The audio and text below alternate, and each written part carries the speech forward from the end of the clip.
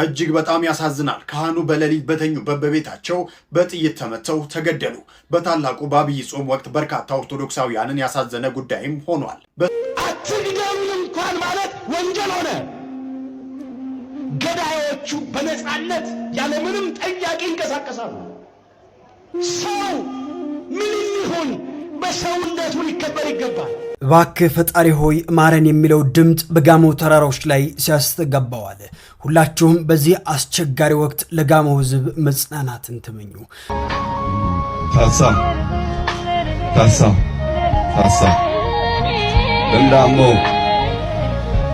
ለንዳሞ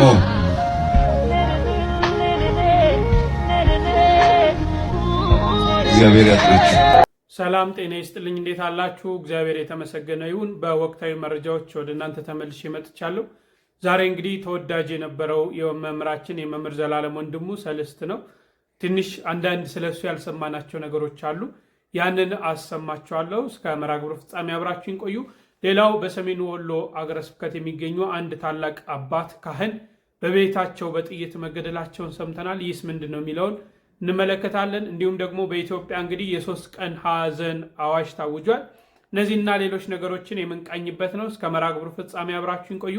ላይክ እና ሼር ማድረጋችሁን አትርሱ። እንግዲህ በጋሞ ወገኖቻችን ላይ የደረሰውን ታውቃላችሁና እነው የምክር ቤቱም የእነሱን ሐዘናችን ነው ብሎ በኢትዮጵያ በመላው ዓለም የሚገኘው የኢትዮጵያ ባንዲራ 3 ቀን ዝቅ ብሎ እንዲውለበለብ ሐዘን ታውጇልና ከዚህ እስቲ እንጀምር። በኢትዮጵያ ክልል በጎፋ ዞን በገዜ ጎፋ ወረዳ ላሳ ቀበሌ በተከሰቱ የመሬት መንሸራተት ምክንያት ሕይወታቸው ያለፈው ዜጎችን በማስመልከት የሐዘን ቀን መታወጁን አስመልክቶ ከሕዝብ ተወካዮች ምክር ቤት የተላለፈ ውሳኔ። በደቡብ ኢትዮጵያ ክልል በጎፋ ዞን በገዜ ጎፋ ወረዳ ላሳ ቀበሌ መጋቢት 2 ቀን 2018 ዓ.ም በተከሰተው የመሬት መንሸራተት አደጋ ምክንያት ከ125 ሰዎች የ80 ወገኖቻችን ሕይወት ያለፈ ሲሆን ቀሪው በፍለጋ ላይ ይገኛል። ምክር ቤቱ በዜጎቻችን ላይ በተከሰተው አደጋ ጥልቅ ሐዘን የተሰማው ሲሆን በኢትዮጵያ ፌዴራላዊ ዲሞክራሲያዊ ሪፐብሊክ የሰንደቅ ዓላማ አዋጅ ቁጥር 654/2001 አንቀጽ 22 ንዑስ አንቀጽ 2 መሰረት ብሔራዊ የሐዘን ቀንና ሰንደቅ ዓላማው የሚውለበለብባቸው ሁናቴዎችን የሕዝብ ተወካዮች ምክር ቤት ውሳኔ እንደሚያስተላልፍ ተደንግጎ ይገኛል። በዚህም መሰረት በጎፋ ዞን ገዜ ጎፋ ወረዳ ላሳ ቀበሌም በመሬት መንሸራተት አደጋ ሕይወታቸው ያለፈው ዜጎቻችንን በማስመልከት ከመጋቢት 5 ቀን 2018 ዓ.ም ጀምሮ ለ3 ተከታታይ ቀናት ብሔራዊ የሐዘን ቀን ታውጇል። በእነዚህ ቀናት የኢትዮጵያ ብሔራዊ ሰንደቅ ዓላማ በሁሉም የሀገሪቱ ግዛቶች፣ በኢትዮጵያ መርከቦች፣ በኢትዮጵያ ኤምባሲዎችና ቆንስላ ጽሕፈት ቤቶች ዝቅ ብሎ እንዲውለበለብ ይህ ውሳኔ የተላለፈ መሆኑን የሕዝብ ተወካዮች ምክር ቤት አስታውቋል። እባክህ ፈጣሪ ሆይ ማረን የሚለው ድምፅ በጋሞ ተራራዎች ላይ ሲያስተጋባዋል። ሁላችሁም በዚህ አስቸጋሪ ወቅት ለጋሞ ሕዝብ መጽናናትን ተመኙ።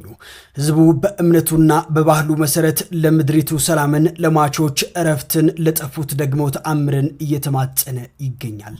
ይህ ጸሎት ከናዳው በላይ የከበደው ሐዘን ለመቋቋም የተደረገ የነፍስ ርብርብ ነው። አደጋው ተፈጥሮ ያመጣው ቢሆንም መጽናናቱ ግን ከፈጣሪ በታች እንደሚገኝ በማመን የጋሞ ሕዝብ በጋራ ድምፁን ወደ ሰማይ እያደረሰ ይገኛል። አንዳንዴ ቃላቶች ለሐዘን ያንሳሉ። አንዳንዴ ለቅሶ ብቻውን መጽናኛ አይሆንም። ዛሬ በጋሞ ተራራዎች ስር የሰዎች ድምፅ ሳይሆን የነፍስ ጩኸት እየተሰማ ይገኛል። በናዳው ስር የቀሩ ወገኖቻቸው ለማግኘት የሚደረገው ጥረት አሁንም የቀጠለ ቢሆንም የሰው አቋም የደከመበት ቦታ ላይ ቆመው ሕዝቡ ወደ ፈጣሪውም እያለቀሰ ይገኛል። አቤቱ የሆነብንን አስብ፣ ዳግመኛ አትቅጣን፣ በደላችንን ይቅር በለን እያሉ ደጉ የጋሞ ሕዝብ ፈጣሪውን በንስሐ እየተማጸነ ይገኛል። እባካችሁን ኢትዮጵያውያን፣ እባካችሁን ለእነዚህ ሕዝቦች ድረሱ። እባካችሁን። ሰላም፣ እንዴት አምሽታችኋል? ዛሬ ደስ የሚል ዜና ሰማሁን። የሕዝብ ተወካዮች ምክር ቤት 3 የሐዘን ቀናትን አውጇል። በኢትዮጵያ አይ ቲንክ ባንዲራ ዝቅ ብሎ እንትን ይላል። ይሄ የታወጀው በጋሞ በተነሳው ጎርፍ ለሞቱ እንዲያውም በአደጋው እንትን ላሉ ሰዎች ነው። አይ ቲንክ 80 ሰዎች አካባቢ ነው የሞቱት። እንደዚህ አይነት ዜና መስማት ማለት የሕዝብ ተወካዮች ምክር ቤት ኃላፊነት ተሰምቶት እንደዚህ አይነት ነገሮችን ሲያደርግ ለጠፋ ጥፋት እውቅና ሲሰጥ ደስ ይላል። የእውነት ጋሞ ወንድሞቻችን፣ እዛ አካባቢ ያላችሁ ሰዎች ሁሉ ሐዘናችሁ ሐዘናችን ነው እና የሕዝብ ተወካዮች ምክር ቤት ምሳሌ ሊሆን የሚገባውን ነገር ነው የሰራው። ይሄ እንዳለ ሆኖ የኔ ጥያቄ የህዝብ ተወካዮች ምክር ቤት እንደዚህ አይነት ውድና ምርጥ ውሳኔዎችን ለመወሰን መስፈርቱ ምንድን ነው? ሰዎች በምን ሲሞቱ ነው እንደዚህ አይነት ውሳኔዎችን የሚወስነው የሚለውን ግን ኩዌስችን ማድረግ እፈልጋለሁ። ባለፈው 131 ሰዎች አሬስት ተገድለው ነበር። ባለፉት 2 ዓመታት አይ ቲንክ 2000 ምናምን ሰዎች ናቸው የሞቱት። የእነዚህም ሰዎች ሞት ያሳዝናል። ማለት ሀገራችን ብለው በሰላም በተቀመጡበት አካባቢ ታጣቂዎች መጥተው ታጣቂዎቹ ዓላማቸው ምንም ይሁን ገበሬን፣ ቄስን፣ ህፃናትን መግደል አስነዋሪ ነገር ነው። የህዝብ ተወካዮች ምክር ቤት ለእነዚህ ሰዎች የሀዘን ቀን የሚያወጀው መቼ ነው? ስለ እነዚህ ሰዎች የሚወያየው መቼ ነው? በጣም ሊሰመርበት የሚገባ ጥያቄ። ማለት ሁለቱም አካባቢ ሞት ነው የተከሰተው። እዛ በጣም ያሳዝናል። እግዚአብሔር ይባርካችሁ ስለ ኃላፊነት ስሜታችሁ ሀዘናችንን ስለተካፈላችሁን። የጋሞ ወንድሞቻችን ናቸው እና እንደዚህ አይነት ቦታ ላይ ሀዘን መግለጽ ጥሩ ነው። ግን ያረሴው ገበሬዎች ስለተገደሉ ማለት ባይዘወይ ግጭት አይደለም። መጡ ገደሏቸው ሄዱ። መሳሪያ የላቸውም። ህግንና መንግስትን ተማምነው የተቀመጡት እነዚህ ሰዎች እና የእነዚህን ሰዎች ሞት እውቅና የምንሰጠው ቤተሰቦቻቸውን እንደዚህ ኦፊሻሊ እግዚአብሔር ያጽናችሁ፣ ሀዘናቸው ነው። ከዛ በኋላ እነዚህን ወንጀለኞች የገቡበት ገብተን ለፍርድ እናቀርባለን ብለን የምንናገረው መቼ ነው? ሀሳብ ገብቷቸዋል። ክሊር ማለት የሀዘን ቀን እንኳን ባያሳውጅ ማለት ለተገደለው ሀጂ ጎንደር ላይ ማለት ነው መንግስት ወጥቶ ሀዘኑን የሚገልጥበት አንድም ሰው ያለ ምክንያት መሞት አለበትም ብሎ የለበትም ለፍርድ እናቀርባለን ብሎ የሚናገረው መቼ ነው? እና መስፈርታችን ምንድን ነው የሚለው ቢታይ ግዴላችሁም ሁልጊዜ ከእውነትና ከህዝብ ጋር ቆሙ። የህዝብ ተወካዮች ናቸውና ተባረኩ ሁላችሁ ነው። በጣም ያሳዝናል። እንግዲህ ፈጣሪን እየለመነ ይገኛል። ይህ ማህበረሰብ ይህ ህብረተሰብ ዝቅ ብሎ ተንበርክኮ አቤቱ ፈጣሪ እባክህ በቃን፣ ማረን፣ ይቅር በለን እያሉ የደረሰባቸውን መከራ የደረሰባቸውን ስቃይ ወደ አምላክ እያመለከቱ ጌታ ከዚህ ምሕረት እንዲልክላቸው እየለመኑ ይገኛል። ይህ ማህበረሰብ ደግ የዋ በክፍለ ሀገሩ ያለ ማህበረሰብ እኮ በጣም በሚገርም ሁኔታ ምን ያውቃል? አምላኩን ከማመን ውጭ ዘር አያቅ፣ ብሔር አያቅ፣ እንደኛ ክፋት ዓለም ውስጥ የለ። በጣም ደግ ህዝብ ነው እና እዚህ ህዝብ ላይ የደረሰው ነገር በጣም እጅግ አሳዛኝ ነው። እንግዲህ በኢትዮጵያ የ3 ቀን እውነት ነው ደስ ብሎኛል። ባይዘዌ በአደጋው በጣም አዝነናል። ግን እንደው አለንላችሁ አይዟችሁ ብሎ ሀዘን ማወጅ ራሱ በጣም ትልቅ ነገር ነው እና የ3 ቀን ሀዘን ታውጇል። በዚህ ሀዘን ውስጥ ሆነን ወደ ፈጣሪ ልንለምን መጽናናትን እንዲያድል። በጣም የሚገርመው እንግዲህ እስካሁን ወደ 120 ምናምን የሚደርሱ ሰዎች ጠፍተዋል። በርካታ አስክሬኖችም እየተገኙ ነው እና በጣም በቃ ውስጥን የሚነካ ነገር። አስክሬን ያገኙ ቤተሰቦች እንኳን ደስ ያላችሁ ይባላሉ።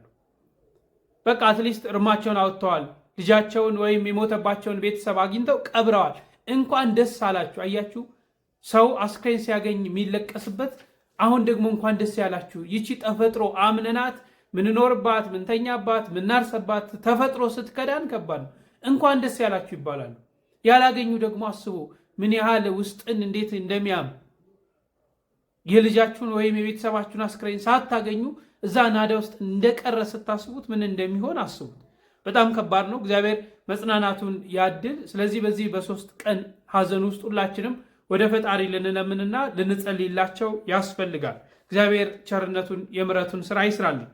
እሺ እንግዲህ በቤታቸው በጥይት የተገደሉት ኦርቶዶክሳውያን እንግዲህ መቼም መገደልን ሁሌ እንደተገደልን እኮ ነው። በዚህ በአርሲ ደግሞ መጣና በአማራ ክልል በሳይንት አሁን ደግሞ በቤታቸው በመኖሪያ ቤታቸው ውስጥ በጥይት የተገደሉትን ካህን እጅግ በጣም ያሳዝናል። ካህኑ በሌሊት በተኙበት በቤታቸው በጥይት ተመተው ተገደሉ።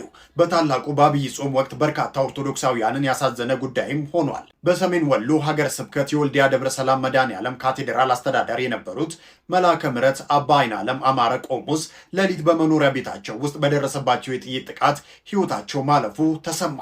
በአባታችን ስርዓተ ቀብር ላይ የተገኙት የሰሜን ወሎ የደቡብ ወሎና ከሚሴ ሀገረ ስብከት ሊቀ ጳጳስ ብፁዕ አቡነ ኤርሚያስ ባስተላለፉት መሪር የሐዘን መግለጫ አባ አይናለም የቤተ ክርስቲያንን ሀብትና ስርዓት አምልኮ ለማስከበር ሌት ተቀን ሲደክሙ የቆዩ ታማኝ አገልጋይ መሆናቸውን ገልጸዋል። ብፁዕነታቸው አክለውም ለዚህ ቀና አገልጋይ መሞት ምክንያት የሆነ ሰው ባይወለድ ይሻለው ነበር በማለት ድርጊቱን በጽኑ አውግዘዋል። ምዕመናንም ለአገልጋዮቻቸው ጥበቃ እንዲያደርጉ አባታዊ መመሪያ ሰጥተዋል። በ60 ዓመታቸው ከዚህ ዓለም ድካም ያረፉት የአባታችን ሥርዓተ ቀብር ብፁዕ አቡነ ኤርሚያስ የየአድባራቱ አስተዳዳሪዎች፣ የሰንበት ትምህርት ቤት ወጣቶችና በርካታ ምዕመናን በተገኙበት በታላቅ ሐዘን ተፈጽሟል። ፈጣሪ የአባታችንን ነፍስ በአብርሃም በይስሐቅና በያዕቆብ እቅፍ እስከ መቼ እንደምንገደል አላውቅም። ኦርቶዶክሳውያን ብቻ እየተመረጡ በየጊዜው ለምን እንደሚታረዱ ለምን እንደሚገደሉ አላውቅም። ግራ ነው የሚያጋቡ። ምን ባጠፋን ምን በሰራን? ይቺ ቤተክርስቲያን እኮ ለሀገር ባለውለታ ናት። ዛሬ ገዳዮች እኮ የምትኖሩባት ይቺ ምድር ኢትዮጵያ ኦርቶዶክስ ተዋሕዶ ቤተክርስቲያን ያቆየችው ምድር ነው። ኢትዮጵያ ኦርቶዶክስ ተዋሕዶ ቤተክርስቲያን ያስረከበችው ምድር ነው። በዚች ቤተክርስቲያን ላይ እኔ እስከ መቼ ስቃዩ መቼ በቃ እንደሚባል መቼ እንደሚቆም አላውቅም። በአርሲ እንደዛ ወገኖቻችን ይጨፈጨፋሉ። ማተብ አስረ መኖር አትችልም እየተባሉ ይጨፈጨፋሉ፣ ይገደላሉ። ኦርቶዶክሳውያን ዕለት ዕለት ዛሬ ደግሞ ካህኑንም በዚሁ ገደሏቸው። በጣም ያሳዝናል። እንግዲህ ስርዓተ ቀብራቸው ተፈጽሟል። እንደሰማችሁት ብፁዕ አቡነ ኤርሚያስ በተገኙበት ተፈጽሟል። እንግዲህ ገዳዮችም መሞታቸው አይቀርም። ዘላለም እኮ አይኖሩ። ለዕለቱ ገላችሁ ልትደሰቱ ትችላላችሁ፣ ግን የህሊና ሰላም የህሊና እረፍት ይባላል። ይህን እንደማታገኙ በ100% እርግጠኛ ነኝ። ሰላም አታገኙ በህሊናችሁ ገላችሁን። እግዚአብሔር ለሁሉም መጽናናትን ያድልልን። እሺ እንግዲህ ወደ ዘላለም ወይም ወንድሙ ከማለፋችን በፊት መምህር ዶክተር ሮዳስ አንድ ምስክርነት ሰጥቷል። እንደው ስሙ። እኔ መምህር ሰውነትን በዛ ልክ ነው ማያቸው። ሁሌ በወንጌል አገልግሎት በተገናኘንባቸው አውደ ምህረቶች የወይኔ መጀመሪያ ያስተምራለሁ፣ እሱ ሁለተኛ ያስተምራል። የማስተማር ሂደት ግን አውደ ምህረት ላይ ተቀምጦ እጆቹ መጽሐፍ ቅዱስ ይዘዋል። ሁሌም ሶሻል ሚዲያ ላይ ፖስት የሆነውን ስታዩ በእጁ ምን ይዟል? አረ መልሱልኝ፣ መጽሐፍ ቅዱስ። እኔ መምህር ዘላለም 22ቱ የራስ አጥንቶቹ 22ቱ የእግዚአብሔር ስሞች ሊነበቡበት ነው የሚመስል እኔን ነው። ታዲያ የመምህር ዘላለም ወንድሙ 2 አይኖቹ፣ 2 ጆሮዎቹ፣ 2 የአፍንጫ ቀዳዳዎቹ፣ አንደኛው አፉ በሙሉ በክርስቶስ ፊት የሚበሩ መብራቶች ነበሩ። 2 አይኖቹን እንመልከታቸው። የሱ 2 አይኖቹ ለክርስቶስ የተሰጡ መብራቶች ሆነው አያቸዋለሁ። ለምን? አይኖቹ በኃጢአት አላደፉም። አይኖቹን ነውር አልሸፈናቸውም። አይኖቹን ቅናት አላደበዘዛቸውም። አይኖቹ ኃጢአት በመመልከት ጸንተው አልኖሩም። 2 አይኖቹ ከልጅነቱ ጀምሮ ብሉይ ኪዳንን አዲስ ኪዳንን በማንበብ ምን የሆኑ ነበሩ? ብሩህ የሆኑ ነበሩ። ስለዚህ ለብርሃን የተሰጡ ነበሩ። እነዚህ አይኖች ናቸው ዛሬ የተጨፈኑት። ግን የነፍስ አይኑ ሊያጨልም የሚችል ማንም የለም። በሔዋን ጆሮ ማን ነው ያንሾካሾከው? አካለ ከይሲ ማደሪያ ልሳነ ከይሲ መናገሪያ ያደረገው እባቡ ነበረ። ዛሬ በጆሮዎቻችን ብዙ ሐሜቶች ገብተዋል። የመምህራችን ጆሮ ውስጥ የገቡት ግን ማን ናቸው? 4 ወንጌላውያን የጻፉት ወንጌል ነው በጆሮ ሲገባ የኖረው። ቅዱስ ጳውሎስ የጻፋቸው 14ቱ መልእክታት ናቸው በጆሮዎቹ ሲገቡ የነበሩ። አፍንጫዎች ይበድላሉ። የተቃራኒ ጾታ መዓዛን ማሽተት ሊናፍቁ ይችላሉ። የመምህራችን አፍንጫ ግን መዓዛ ዕጣኑን ሲያሸት የኖረ ነው።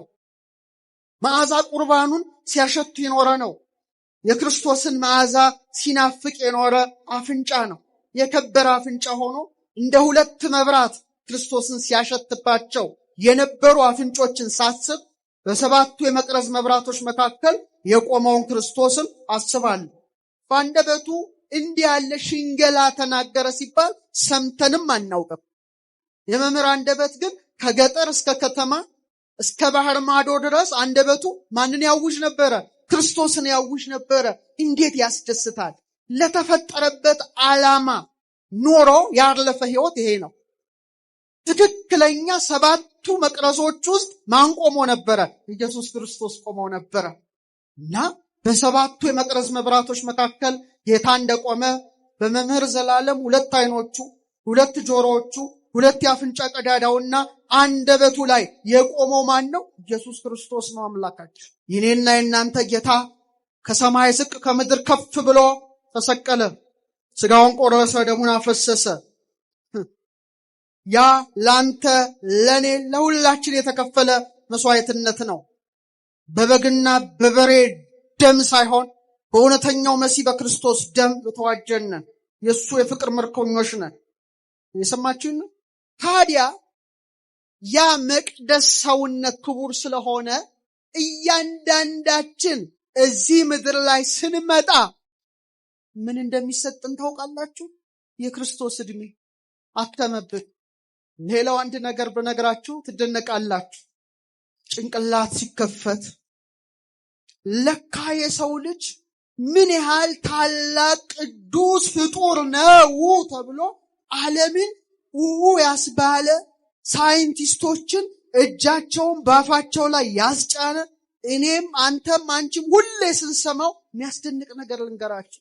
በፊቴም በመስታወት ሳየው እንዴት እንደምደሰት ሁልጊዜ ስለ ውበቱ አይደለም፣ እግዚአብሔር ያስቀመጠውን ምስጢር ከመረዳት ጋር።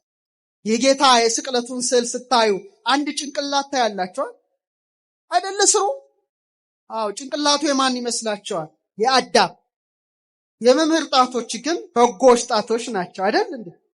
በእጁ መጽሐፍ ቅዱስ ተይዟል። ቅዱስ ሲል በቃ የተፈጠረበትን መቅደስነቱን ሆኖ ያለፈ እንደሰማችሁት ነው። እንግዲህ ዛሬ ያመጣውላችሁ መቼም ከሀዘናችን ሁላችንም እየተጽናናን ነው። ዛሬ ሰልስት ነው፣ 3ኛ ቀን ነው ግብዓተ መሬቱ ከተፈጸመና እንደው አንዳንድ ነገሮችን በተለይ አትግደሉን፣ በተለይ ኦርቶዶክስ ያለ የሚደርሰውን መከራ በየተለያየ ቦታ ባገኘው መድረክ ሁሉ ያስተምራልና እንደው ካስተማራቸው ትምህርቶች ትንሽ እንመገብ። አትግደሉን እንኳን ማለት ወንጀል ሆነ። ገዳዮቹ በነፃነት ያለምንም ጠያቂ ይንቀሳቀሳሉ። ሰው ምንም ይሁን በሰውነቱ ሊከበር ይገባል። ምንም ቋንቋ ይናገር፣ ጾታው ምንም ይሁን፣ ምንም ሃይማኖት ይመን፣ በሰውነቱ መከበር አለበት። ሰው እኮ ክቡር የእግዚአብሔር ፍጡር እኮ። ነገር ግን ዛሬ አንዳንድ ሰዎች ከአራዊት ከፍተው በጠራራ ፀሐይ ንጹሃን ኢትዮጵያውያንን በተለይም የኢትዮጵያ ኦርቶዶክሳዊት ተዋሕዶ ልጆችን ማተባቸውን እያዩ መስቀላቸውን እያዩ አርተው እየጣሏቸው ነው ያሉት። እዚህ ዘመን ደርሰናል። ዛሬም አስጨናቂዎቻችን ብዙ ናቸው። ጠላቶቻችን ብዙዎች ናቸው። በግብፅ ምድር ከእስራኤል ወንዶቹ ሲወለዱ እንዳያድጉ እየታነቁ ይገደሉ ነበር። አዋላጆቹ ይገርማቸው ነበር። ሊቀ ነቢያት ሙሴ ሞት በታወጀበት ምድር ላይ ነው እኮ እግዚአብሔር በድንቅ ስራው ጠብቆ ሕዝቡን ሊያድን የተነሳው። ዛሬ ሞት ያወጁብናሉ። ይህም ቀን ግን ያልፋል ወገኖቼ። ሞታችንን እግዚአብሔር መልአኩን ልኮ ለሕይወት ይቀይራል። ዛሬ ይህም በዓል ስናከብር እነሱ ነፃ እንደወጡ እኛም ነፃ እንወጣለን። እንዳለቀስን አንቀርም። ደማችን እንደፈሰሰ አልቀርም። ክርስቲያኖች በቁማቸው እንደ በግ እንደታረዱ አንቀርም። አብያተ ክርስቲያናት እንደቃጠሉ አንቀርም። ለሀገር ለወገን የሚጸልዩ መነኮሳት በገዳም ሲታረዱ አይተንን እንዴ? ምን እንገራችሁ? ሁለቱን ጆሮአችንን እኮ ጭው የሚያደርግ ነገር እኮ እየሰማን እያየን ነው። ዜናው የሞት ነው። ምንቆጥረው አስከሬን ነው። ድምፀ አራዊቱን፣ ግርማ ሌሊቱን፣ ጸባጋንንቱን ታግሰው በጾም በጸሎት በስግደት ተጠምደው ዓለምን ንቀው የሚኖሩ መነኮሳት አራዊት አስለምደው ይኖራሉ። ከአናብርት ጋር ይኖራሉ። አንዳንድ ሰዎች ግን ከአውሬ ከፍተው ገዳማቸው ድረስ ገብተው አርደዋቸዋል። ምን ያልተፈጸመ ግፍ አለ? አንዳንድ ቤተክርስቲያን ካህናት ዲያቆናት ቀድሰው ሲወጡ ታርደው የለ እንዴ? በጉባኤ ቤት ውስጥ ሊቃውንቱ መምህራኑ ከደቀ መዛሙርቱ ጋር አብረው ተገድለው የለ እንዴ? ዛሬም እኮ ሌላ ፈርዖናውያን እኮ አሉ፣ ሌላ ግብፃውያን እኮ አሉ፣ በንጹሐን ደም የሚጣጠሩ እኮ አሉ። አሁንም አቤቱ አምላካችን እግዚአብሔር ሆይ እስራኤል ዘሥጋን ሊቀ መላእክት ቅዱስ ሚካኤል ልከ ከግብፃውያን ያደንክ እኛንም ከዘመኑ ግብፃውያን እኛን ኢትዮጵያውያን አድነን እንበለው። ያድነናል። የፊቱ መልአክ አዳናቸዋል። ዛሬም ኢትዮጵያውያንን ከጨካኞቹ ከግፈኞቹ ከነፍሰ ገዳዮቹ እጅ ያድነን። መጸለይ ነው፣ መጮህ ነው፣ መማፀን ነው፣ ማልቀስ ነው። ይቆምላችሁ ብሏል እግዚአብሔር በዚህ በመከራው ዘመን። ከኛ የሚጠበቀው ወደ እግዚአብሔር ማንባት ነው። ፈርዖንና ሰራዊቱን በኤርትራ ባህር ያሰጠመው ያ የኤርትራ ባህር ውሃ ብቻ እንዳይመስላችሁ የነ ራሔል እንባ ነው። ልጆቻቸው የተገደለባቸው የእስራኤል እናቶች እንባ ነው። ስላለቀሱ እኮ ነው እግዚአብሔር ለበቀል የተነሳው። እግዚአብሔር ይበቀላል። ዛሬ እናልቅስ፣ እንባችንን እናፍስስ። አትግደሉን እንኳን ማለት ወንጀል ሆነ። ገዳዮቹ በነፃነት ያለምንም ጠያቂ ይንቀሳቀሳሉ። ደሙ ሳይደርቅ እንባው ሳይታበስ በየቀኑ እያዘናጉ 3ቱን 5ቱን 6ቱን ይገድላሉ። ማይጠይቃቸዋል እንደፈለጋቸው። የሚረዳኝ የለምና ከኔ አትራቅ ማለት ያስፈልጋል። የሚረዳን የለም ከኛ አትራቅ፣ አድነን፣ ታደገን እንበለው። ያድነናል፣ ይታደገናል። ዛሬም ለኛ እግዚአብሔር ይደርስልናል። ሚሳነው ነገር የለም። ሰው ሆነው ተፈጥረው ከአውሬ ከፍተው የሚመላለሱ ሰዎች አሉ። ይሄ 21ኛው ክፍለ ዘመን ሰዎች አራዊት አስለምደው እየተጫወቱ ከአንበሳ ከነብር ከጅብ ጋር ይጫወታሉ። በጣም የሚያሳዝነው ግን አንዳንድ ሰዎች ያውም ኢትዮጵያውያን ከአውሬ ከፍተው በግፍ ንጹሐንን ሲገድሉ አይተናል። ከዚህ አድነን እንበለው። የፊቱ መልአክ አዳናቸው። ከጦርነት እንዳድነን እንለምነው። የእርስ በርስ ጦርነት፣ መበላላት፣ መነካከስ አለ። ክፎች የዘሩት የጥላቻ ዞር፣ የጎጠኝነት ዘር እየበላን ነው። የወገኖቻችንን አስከሬን ቀባሪ አጥቶ የምድር አራዊትና የሰማይ አሞሮች ስጋቸውን እየበሉ ነው ያሉት። በየቀኑ ሞት ነው። ዜናው አሰቃቂ ነው። እኛም የሚያድነን እንፈልጋለን። ዛሬ ሰላም የለንም። ወጥቶ ለመግባት እኮ ስጋት እኮ። ጻድቁ አባታችን አቡነ ገብረ መንፈስ ቅዱስ ግብፃዊ ናቸው። ወደ ኢትዮጵያ መጡ። ለኢትዮጵያውያን ጸለዩ፣ ለመኑ፣ ማለዱ። አስተውሉ። በጻድቁ አባታችን በአቡነ ገብረ መንፈስ ቅዱስ ሕይወት ጎጠኝነት የለም፣ ዘረኝነት የለም። በቆዳ ቀለማቸው ከኛ ጋር አይመስሉ፣ በቋንቋቸው ከኛ ጋር አይመሳሰሉ። ነገር ግን በሃይማኖት አንድ ነን። ይሄ ነው ትልቁ ምስጢር። እሳቸው ደግሞ በሃይማኖት አንድ ለሆኑት ለኦርቶዶክስ ተዋሂዶ ልጆች ብቻ አይደለም የለመኑት፣ የጸለዩት፣ የማለዱት ኢትዮጵያውያንን በሙሉ ማርልኝ ብለው ነው። የቋንቋ የጾታ ልዩነት ሳያደርጉ፣ የሃይማኖት ልዩነት ሳያደርጉ ለሰው ሁሉ ማለዱ፣ ጸለዩ። ለኢትዮጵያውያን በሙሉ ጸለዩ፣ ማለዱ። ኢትዮጵያውያን ግብፃዊው አቡነ ገብረ መንፈስ ቅዱስ ስለ ኢትዮጵያውያን ሲለምኑ እኛ ዛሬ ምን እያደረግን ነው ያለነው? ራሳችንን መጠየቅ ያስፈልገናል። ኢትዮጵያዊውን አሳልፎ እየሰጠው አይደል እንዴ? ለሞት፣ ለመከራ፣ ለስደት አሳልፎ እየሰጠ አይደል እንዴ? በዚያ ዘመን የነበሩ ኢትዮጵያውያን አባቶቻችን፣ እናቶቻችን አቡነ ገብረ መንፈስ ቅዱስን ተቀበሉ። ቋንቋዎት ይለያል፣ ግብፃዊ ነው፣ ኢትዮጵያዊ አይደሉም፣ በሀገራችን አይኖሩም አላሉ። ተቀበሏቸው። ኢትዮጵያውያን ከእስራኤል ፈልሰው የመጡትን ተቀብለዋል። ተስዓቱ ቅዱሳንን 9ኙን ቅዱሳንን ተቀብለዋል። ገዳማት አሏቸው በሰሜኑ ኢትዮጵያ።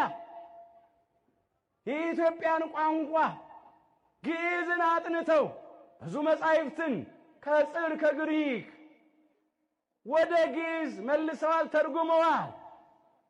አሁን መታሰቢያቸው እናደርጋለን፣ ቃል ኪዳናቸው እናደርጋለን። ከዚያም ደግሞ አረማውያን ሙስሊሞች መጡ፣ ኢትዮጵያውያን ተቀበሉ። አስተውሉ። በሃይማኖት የማይመስሏቸውን ሙስሊሞችን እንኳን ተቀበሉ። ቤታቸውን ከፍተው ቤት የእግዚአብሔር ነው ግቡ አሉ። ቤት ያፈራውን ብለው የሚበላ የሚጠጣ አቀረቡ። ተንበርክከው አደግድገው የእንግዶችን እግር አጠቡ። ክርስቲያኖች፣ የኢትዮጵያ ኦርቶዶክሳዊ ተዋሕዶ ልጆች በሃይማኖታቸው ምክንያት በተኙበት እየታረዱ ነው። ለአገልግሎት በገቡበት በቤተ መቅደስ እየታረዱ ነው። በቤተ ክርስቲያን ቅጥር እየተገደሉ ነው። ሰው ሆነው ተፈጥረው ከአውሬ ከፍተው የሚኖሩ ምድራችን ላይ በቅለዋል። በኢትዮጵያ ምድር ላይ ዛሬ የምናየው እሱ ነው።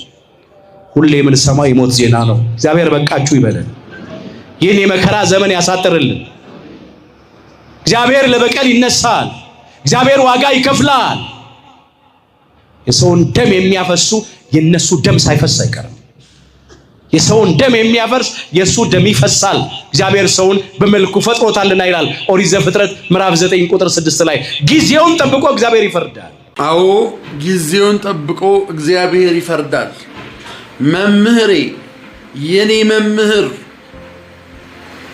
ዛሬ ብዙዎቻችን በአውደ ምሕረት ቆመን የምንሰብከው እሳቸውን አርአያና ምሳሌ አድርገን ነው። እንደሳቸው መሆንም ባንችል እርሳቸው ግን ወልደውናል፣ በወንጌል ወልደውናል። የኔ መምህር እንደ ቅዱስ ዮሐንስ መጥምቅ እንደ ኤልያስ ሳይፈሩ እውነት የሆነውን የክርስቶስን ወንጌል የሚናገሩ ስለ መከራችን ስላለንበት ሁኔታ ደፍረው የሚናገሩልን የማያስመስሉ ወንጌልን ለንግድ ለሸቀጥ የማይጠቀሙበት እውነተኛ መምህር ነበሩ። ያጣነውኝን ነው። እግዚአብሔር አምላክ አገልጋይ ተተኪ ይተካልን። እሳቸው ሁሉ በላይ ወደ ሆነ ወደ ክርስቶስ ሄደዋል።